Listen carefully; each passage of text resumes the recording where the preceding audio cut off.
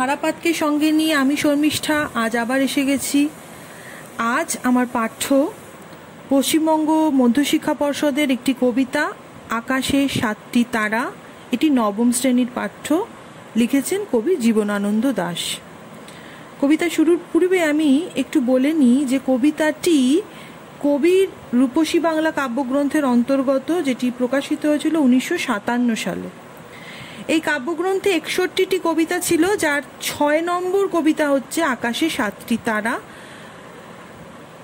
কাব্যগ্রন্থটি কবির মৃত্যুর পর প্রকাশিত হয় এবং এ প্রসঙ্গে বলে রাখা দরকার যে এই আকাশে 7টি তারা এই নামকরণটি কবির কৃত নয়।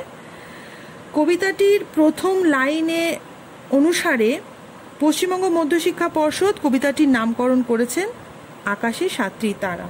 কবিতাটিতে 14 লাইন রয়েছে। প্রথম স্তবকে 8 লাইন ও দ্বিতীয় স্তবকে 6 লাইন। এই 8 লাইনকে অষ্টক ও 6 লাইনকে ষষ্ঠক বলা হয়।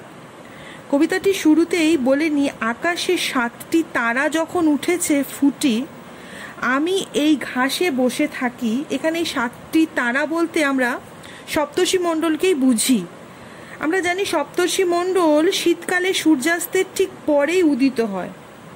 তো কবি বলছেন যে আকাশে যখন এই সপ্তর্ষি মণ্ডলের উদয় হয়, তখন তিনি প্রকৃতির বুকে খোলা আকাশের তলায় ঘাসের ওপর বসে থাকেন। তখন কামরাঙা লাল মেঘ যেন মৃত মনিয়ার মতো গঙ্গাসাগরের ঢেউয়ে ডুবে গেছে। অর্থাৎ আকাশের পরিস্থিতিটা তখন, আকাশের রং কামরাঙা মতো। কামরাঙা একটা ফল যেটা প্রথম অবস্থায় সবুজ থাকে এবং যখন পেকে যায় তখন একটা হলুদাভ লাল রং হয়। এবং সেই অবস্থায় যখন সূর্যাস্ত হয়েছে, ঠিক সূর্যাস্তের পরে পরে আকাশের রংটা ঠিক হলুদাভ লালচে রঙের হয় এবং তখন কবির মনে হয় যেন মৃত মনিয়ার মতো সেই আকাশের রংটা, মানে সূর্য গঙ্গাসাগরে ডুবে যাচ্ছে এবং সেই প্রান্তরটা একটা হলুদাভ লাল রঙে ঢাকা পড়েছে। এ প্রসঙ্গে আরেকটা মত রয়েছে যে মনিয়া শব্দটা আসলে এখানে মুনিয়া পাখি অর্থে ব্যবহৃত হয়নি। মনিয়া শব্দটা আসলে আরবি শব্দ, একটা শিশু কন্যার নাম। জীবনানন্দের দিনলিপি থেকে জানা যায় যে মনিয়া পর্তুগিজ পাদ্রির সন্তান ছিলেন। হিন্দু রমণীর গর্ভে তার জন্ম হয় এবং তার মৃত্যুর প্রসঙ্গে এই গঙ্গাসাগরে সন্তান বিসর্জনের প্রসঙ্গটি এসেছে। মৃত মনিয়ার মতো শিশুরা যেমন নিঃশব্দে গঙ্গাসাগরে বিসর্জিত হয়, ঠিক সেইভাবে আকাশের হলুদাভ লাল মেঘ ডুবে গেছে এবং তারপরই নেমে এসেছে সন্ধ্যা। কবি এরপর বলেছেন যে আসিয়াছে শান্ত অনুগত বাংলার নীল সন্ধ্যা। অর্থাৎ সূর্য ডুবে যাওয়ার পরই এসেছে শান্ত স্নিগ্ধ সুমধুর একটা সন্ধ্যা। সেই সন্ধ্যাকে কবি বলেছেন নীল সন্ধ্যা। সন্ধ্যাটা কেন নীল? না, সন্ধ্যার অন্ধকার, দিনের তখনও হালকা আলো রয়েছে আর গাছপালার সবুজ রং, এই সব মিলে সন্ধ্যাটাকে কবির মনে হয়েছে নীলাভ সন্ধ্যা। এরপর তিনি বলেছেন, কেশবতী কন্যা যেন এসেছে আকাশে, আমার চোখের পরে আমার মুখের পরে চুল তার ভাসে।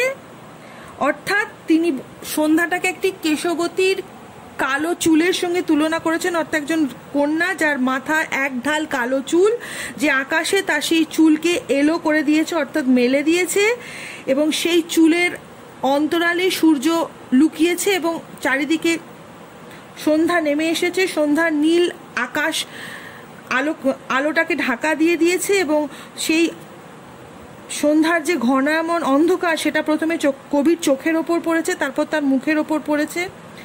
এরপর তিনি বলেছেন, পৃথিবীর কোনো পথে কন্যারে দেখি নাই অত অজস্র চুলের চুমা, হিজলে কাঁঠালে জামে ঝরে অবিরত, জানি নাই এত স্নিগ্ধ গন্ধ ঝরে রূপসীর চুলের বিন্যাসে। অদ্ভুত সুন্দর কল্পনার আর উপমার ব্যবহার করেছেন কবি। তিনি বলেছেন যে পৃথিবীর কোন পথে এই কন্যাকে কখনো কেউ দেখেনি। অর্থাৎ এই যে বঙ্গ প্রকৃতির বুকে এই কন্যার আলুলায়িত কুন্তল, এই যে শোভা, এই শোভা পৃথিবীর অন্য কোনো দেশে বিরল। এরপর তিনি বলেছেন, সেই চুলের যে চুম্বন, যে স্পর্শ, যে আবেশ, সেটা পড়েছে কোথায়? হিজলে কাঁঠালে জামে, যেটা অনবরত ঝরে পড়েছে এবং কবি বলেছেন, এর আগে আমি কখনো অনুভব করিনি যে রূপসীর চুলের বিন্যাসে এত স্নিগ্ধ গন্ধ। এই গন্ধ প্রসঙ্গে কবি যে শব্দটা ব্যবহার করেছেন তার বর্ণনাটা এর পরের স্তবকে আমরা পাবো যে কিসের গন্ধ কবি অনুভব করেছেন। তাই গন্ধটা এখন আমি আর বর্ণনা করলাম না, পরের স্তবকে যখন বোঝাবো তখন গন্ধটা বোঝা যাবে। পৃথিবীর কোনো পথে নরম ধানের গন্ধ, কলমির ঘ্রাণ, হাঁসের পালক, স্বর, পুকুরের জল, চাঁদা সরপুটিদের মৃদু ঘ্রাণ, কিশোরীর চাল ধোয়া ভিজে হাত, শীত হাতখানা। এই যে গন্ধ প্রসঙ্গে কবি এই উপমাগুলি, এই উদাহরণগুলি ব্যবহার করেছেন, একেবারে পল্লী প্রকৃতির গন্ধ এটা। পল্লীকে চিনতে গেলে এই গন্ধগুলো সকলের সুপরিচিত। যেমন নরম ধানের গন্ধ, অর্থাৎ যে ধান সদ্য জন্মেছে তখনও পাকেনি সেই ধানের একটা গন্ধ, কলমি শাকের গন্ধ, হাঁসের পালকের একটা ভিজা ভিজা গন্ধ, স্বর মানে হচ্ছে তৃণ বা নলখাগড়া জাতীয় ঘাস, তার একটা গন্ধ, পুকুরের জলে শ্যাওলা আবর্জনার একটা গন্ধ, চাঁদা সরপুরিয়া মাছেদের একটা মৃদু গন্ধ। তারপর বলেছেন কিশোরী, একটি ছোট্ট বাচ্চা মেয়ে যে চাল ধুয়েছে তার হাতের একটা ভিজে চাল ধোয়া গন্ধ। এই সব মিলেমিশে একাকার হয়ে গেছে প্রকৃতির সঙ্গে। তারপর বলছেন কিশোরের পায়ে দলা মুথা ঘাস, লাল লাল বটের ফলের ব্যথিত গন্ধের ক্লান্ত নীরবতা।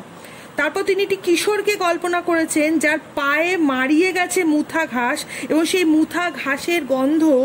তারপর লাল লাল বটের ফলের ব্যথিত গন্ধ, অর্থাৎ লাল বট গাছে যে লাল লাল ফল দেখা যায়, সারাদিন প্রখর রৌদ্রে তাপিত হওয়ার পর সেই ফলগুলো যখন মাটিতে খসে পড়ে তখন আমরা পায়ে দলিয়ে মারিয়ে চলে যাই সেই ফলগুলোকে। তাদেরও ব্যথাকে, তাদেরও যে কষ্ট সেটাকেও কবি অনুভব করেছেন অন্তর দিয়ে। সেই গন্ধের কথাও তিনি এখানে বর্ণনা করেছেন। আর ক্লান্ত নীরবতা মানে সব মিলিয়ে পল্লী প্রকৃতির যে বর্ণনা করেছেন সেখানে ক্লান্ত পথিক যখন পথ চলতে ক্লান্ত হয় তখন সেই বটের তলাতেই সে বিশ্রাম করে, তাই এখানে তার ক্লান্তির কথাও বলা হয়েছে। এরই মাঝে বাংলার প্রাণ, কবি বলেছেন এই সব কিছু মিলে পল্লী প্রকৃতি, এগুলোর অভাবে বাংলা যেন নিষ্প্রাণ হয়ে যায়। সব মিলিয়ে বাংলা সজীবত্ব লাভ করে, বাংলা প্রাণ পায়।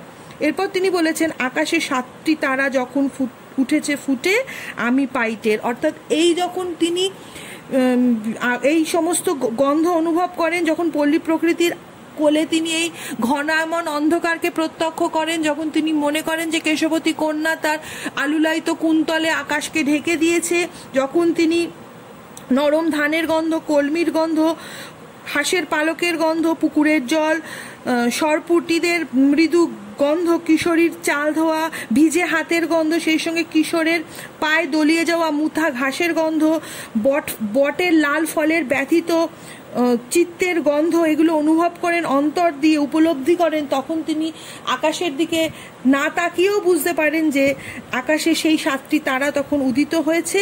এবং এই অনুভব শক্তি তার এতটাই প্রখর যে তার এই অনুভব তার কল্পনাকে প্রাণ দেয় এবং তিনি বুঝতে পারেন যে সপ্তর্ষি মণ্ডলের উদয় হয়েছে আকাশে।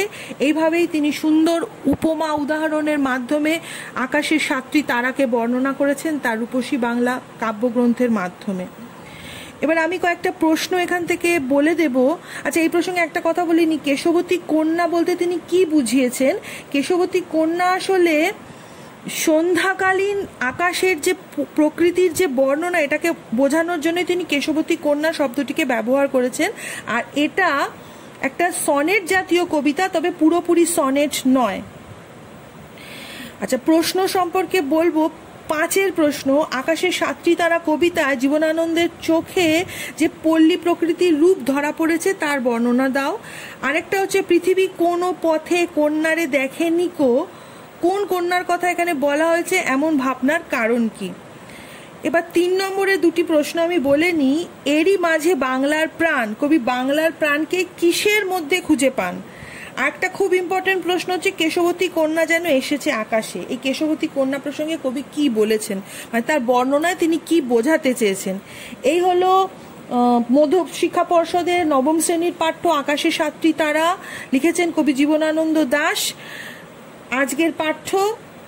আশা করি এই সুন্দর কবিতাটা তোমরা বুঝেছো। তোমরা অবশ্যই কবিতাটা পড়ো আমার এই ভিডিওটা তোমরা দেখো, ভালো লাগলে অবশ্যই আমার চ্যানেলকে শেয়ার করো, লাইক করো, সাবস্ক্রাইব করো। আজ এই পর্যন্ত।